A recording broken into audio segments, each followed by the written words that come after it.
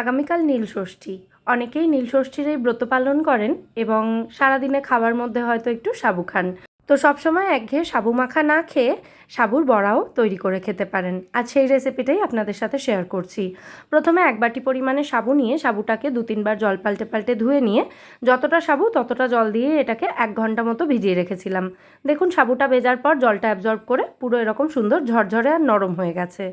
এবার এর মধ্যে 2টো মাঝারি সাইজের সেদ্ধ করা আলু দিয়েছি, সাথে দিয়ে দিলাম কিছুটা আধ ভাঙা করা চিনেবাদাম, থেতো করা গোলমরিচ দিলাম, সৈন্দক লবণ দিলাম স্বাদ অনুযায়ী, কিছুটা কাঁচা লঙ্কা এবং ধনেপাতা কুচি দিয়ে সমস্ত উপকরণ একটা বড় পাত্রে শিফট করে নিয়েছি যাতে মাখতে সুবিধা হয়।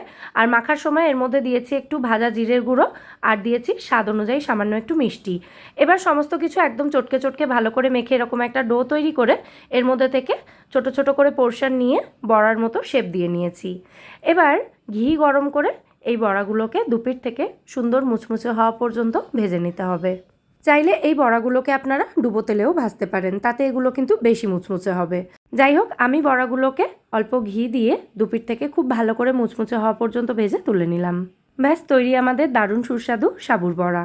রেসিপিটা ভালো লেগে থাকলে ভিডিওটাকে প্লিজ একটা লাইক এবং শেয়ার করে দেবেন। সবাই খুব ভালো থাকবেন। আজকের মতো এখানেই টাটা।